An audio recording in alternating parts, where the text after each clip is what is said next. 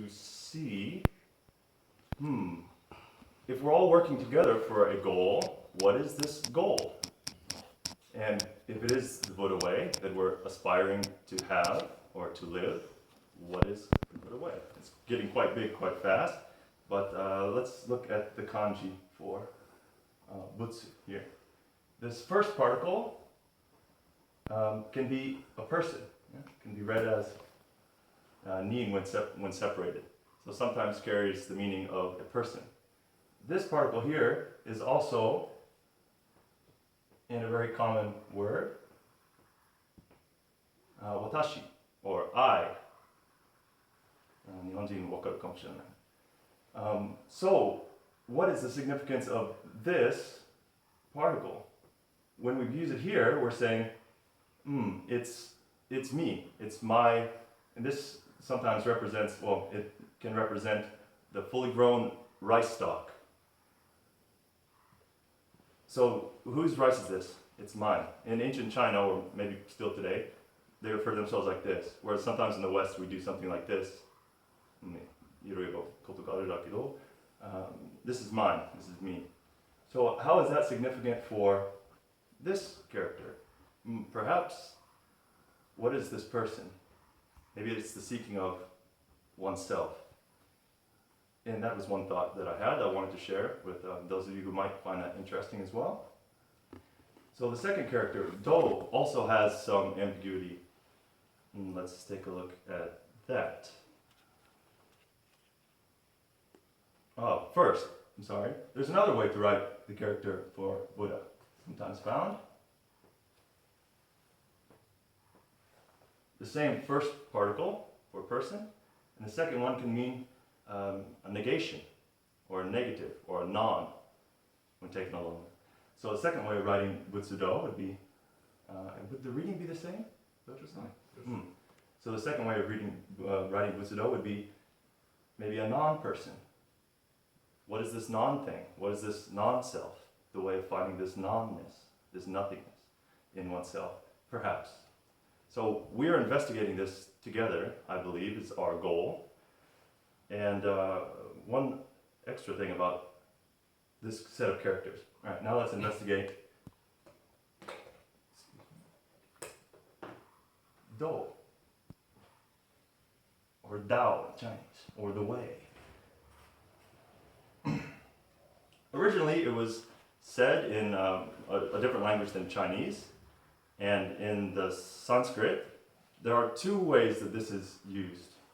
One is Bodhi, which you might recognize in the word Buddha, and many other words that we use commonly, Bodhi mind, and things like this. And the other way that this was used pre-Chinese was Marga. So in the Chinese and Japanese, we always use this word to refer to either one of these. So it can become quite confusing if someone says to follow the Buddha way or to seek the Buddha way. Sometimes it could have been originally Bodhi, which is being a Buddha or Buddha-ness. And the second possibility is Marga. So Bodhi is awakeness. It comes from an even deeper language family, which I might talk about a little later, called Indo-European. Indo-European. So being awake, or the state of being awake. And Marga is a path, which sometimes we think of this aspect of the character as representing. A path, a way to walk. So here's the path. Right? So in a sense, this character represents both the goal and the way to achieve that goal. But Dogen says to us in many places, numerous times, that they're the same thing. They're the same thing in two different ways. Practice is enlightenment, and the character is the same. So that helps us to remember that aspect of it. Okay, after looking at these two characters, I was thinking about a Sangha in preparing this first part, and rereading some things in the Gyoji, and the talk between Guishan and Baizhang about the fire came back to me. So to refresh, Baizhang is the master and says to Guishan, go please check the fire. Heが持っているちょっと確認してください。バイジャンと言ってたGuishanで。Guishan行って確認した。もう戻った。もういない。There's no more fire. I'm sorry, there's no fire. So the master goes and scrubs really deeply into the ashes and finds just a very little spark of flame. 海軍、ちっちゃい海軍見つけた。もうこれは何? What is this? If you say there's no fire, then what is this? And perhaps he was enlightened at that time. I'm not sure. And so I used to think that this meant we always have the potential to create a fire. We always have a spark within us as one person. There's always a spark there. So you just have to add more to it. And then you can start to burn again. Then you can start to burn. But you have always this capability to practice. But maybe alone we're just a spark. Maybe alone we don't burn and get bigger and bigger and bigger. Maybe we need more and more people or more sparks to join together to make a fire. So assumingly after there's just a spark, the next step would be to add wood into the furnace to create the fire bigger so we can make, so we can cook something, right? The spark won't cook the rice. So we have to make a fire. Let's investigate another kanji. So the place we live as a sangha is called a monastery in English, or sorin in Japanese. Let's see.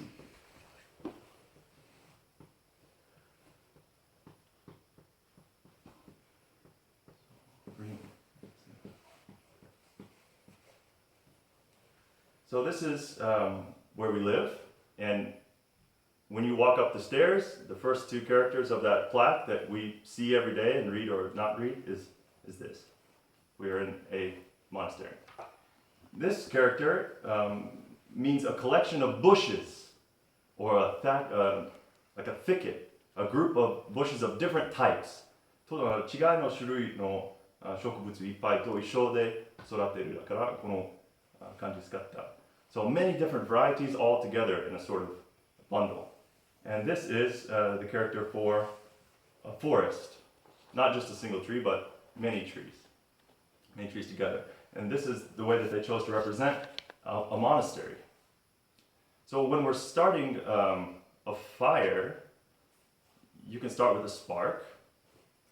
And then as you add wood, it will become bigger and brighter, and hopefully you can cook something with it. But if you just throw the biggest, heaviest wood on this spark, it will kill the spark.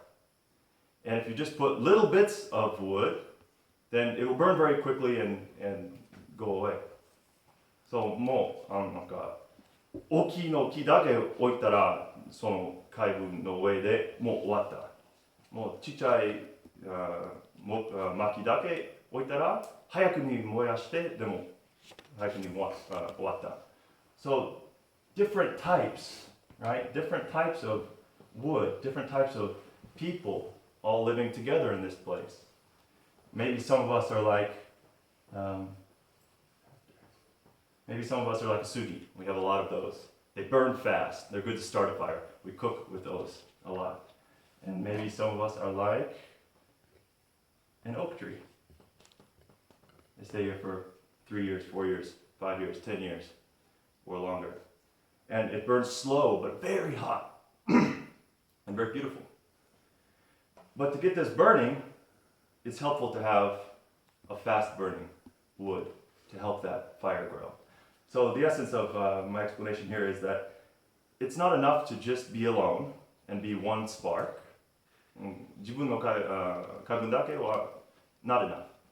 And it's also not enough to have one type of person. 一つの種類だけの人もそれだけできないと思います。But if we have many varieties of people, which we have here, and I feel blessed for, perhaps we can start a fire or continue the fire that's already burning. So, I think this comes into play when we think about people like Sawaki Roshi and Uchiyama, and they've been referred to as Sawaki as a rose, and Uchiyama is a violet, right? One person very big and dynamic and bright and red, and one person small and simple but kind of everywhere. You can see violets all over the place. They're very small and beautiful. So, yes, thank you for being very different from me.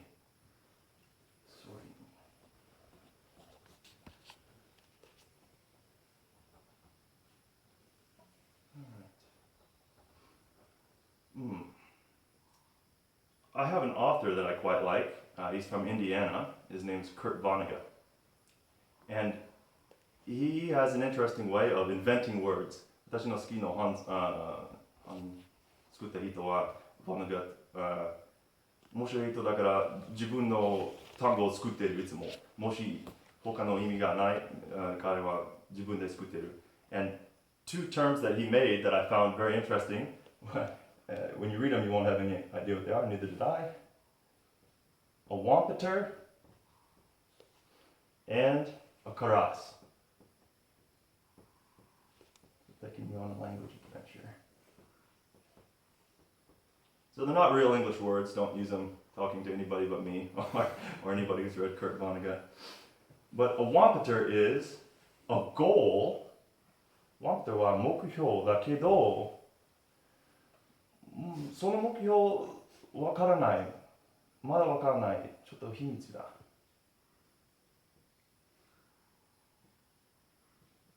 So the wampeter is this goal that you might not, that you might not understand, you might not know, but yet it pulls you. But yet is actually the center of your current phase of life. このワンペターは、まだ知らない、多分死ぬまで知らないだけど、まだ太陽を見たい自分の心で、自分の、人生で。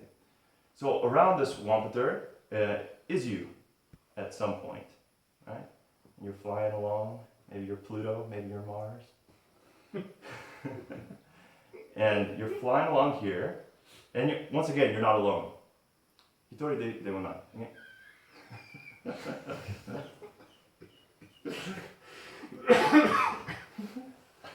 There's a lot of other people in your karas that are also revolving around this same unknown goal. So if before I said, what is our goal? And I said, Butsudo, maybe I'm not so sure about that. That was the first thing off my head. Excuse me, what the wampeter is the goal that's not so clear. What was karas? The wampeter is the goal that's not so clear. And the karas is the group of other people who have no idea what they're doing circling this goal that's not so clear. And this is how he chose to represent how he was living his life at that point in time. In the way he used it. So me and Nobu and let's put Dosho-san here. And everybody around us. And perhaps there's people we have never even met that are still flying around this goal, this centerpiece, this wampeter as he chose. And they're all part of our karas. And this karas, I feel, is like a sangha. We're all working together, or we're all revolving around this, but we don't know why. If you pay attention, though, you might start to recognize when you're circling the same sun, when you're circling the same wampeter. And perhaps for us here, it might not be Butsudo, maybe it's Zazen. Perhaps. I still have no idea why I'm sitting Zazen, but I'm sitting it every day. And maybe some of you feel the same way. Maybe sometimes you know, maybe sometimes you don't, but still we sit every day. So this to me feels more like a wampeter than a goal. 目標そのではない座禅はもうわからないやってるだけどまだやってるだから太陽みたい Why we're going around? I don't know. But we are, so. Alright, that's enough for Kurt Vonnegut. Okay, I'd like to turn to somebody much more serious than Kurt Vonnegut and share something from Bodhidharma, also talking about this sort of unknown goal.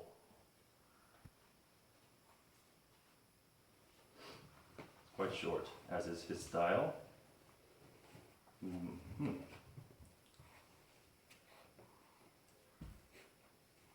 The Buddha nature is the mind, and the mind is the Buddha, and the Buddha is the path. This is Bodhi and Marga. I feel he's summarizing before. Here he's saying, Shusho Ichinyo, I believe. Yeah? The Buddha is the path. And the path is Zen. So that's good news. But the word Zen is one that remains a puzzle to both mortals and sages. Seeing your nature is Zen. Unless you see your nature, it's not Zen. So there's two more things I'd like to take from that. Firstly, the word Zen is a mystery both to mortals and to sages. Zen の単語は素晴らしい人も普通の人皆さんわからないだからボディダムと言ってた。I think he's saying that essentially we shouldn't know what that means. Even a great person doesn't know, even a normal person doesn't know, and that's the whole idea. That's the whole idea, is that we don't 100% know. We might feel like we know one day, but it may change. And not knowing that is a powerful thing.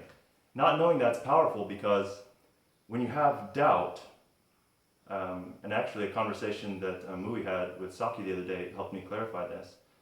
When you have doubt, it drives you on, it pushes you forward, it motivates you. The word there. 疑問があったら、もう何か探してる、もう頑張ってる、できる。でも疑問になったら、もう大丈夫だ。何もやらないでいい。ブダです。But we have to have this doubt in order to balance out with faith, or with this kind of blind circling around this this goal of ours, or this non-goal. So, 信念も疑問も大事と思います。もし疑問だけがあったら、もういつも山登らなければもうずっと旅しなければならない。But 信念だけがあってればもう問題ではない。自分の人生で、そんなに問題ではない。何でもできる。もうまだブダです。No problem. So we have to have both to drive this balance. And this is also something that Docha-san spoke to me about recently. That there's these two aspects of us. One that wants to do more, and one that just wants to be okay. So I believe that this doubt, the core of my point here is, this doubt that still we keep doing is very important. The fact that we doubt things is very important. And the fact that I have no idea what Zen is, and even though I looked at the Chinese character for a long time, it still doesn't make any sense. So that's enough about the Sangha for now and doubt. So I'd like to turn to the next segment of the text.